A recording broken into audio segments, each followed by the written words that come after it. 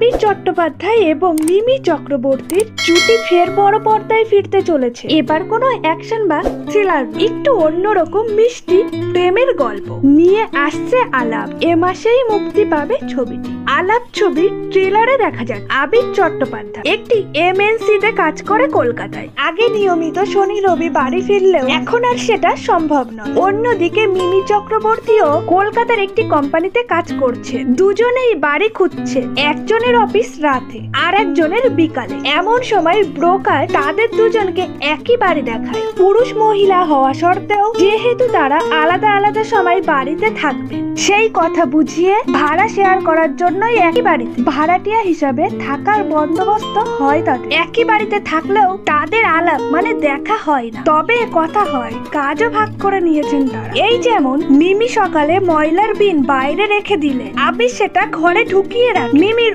অসমাধান করা পাজল আবির করে দেয়। দুজনের কথা হয় ফ্রিজে বা অন্যত্র চিপকে রাখা চিরকুটের মাধ্যমে। দুজনের জীবনে দু রকমের সমস্যা বর্তমান। দুজনেই প্রেম করে। আবিরের প্রেমিকা স্বস্তিকা দত্ত আর মিমির জীবনে আছেন কিঞ্জল নন্দা, কিন্তু এই সম্পর্কে তারা খুশি নয়। এরপর কোন পথে কিভাবে হবে তাদের আলাপ, কিভাবেই হবে প্রেম, সেটাই দেখা যাবে এই ছবিতে।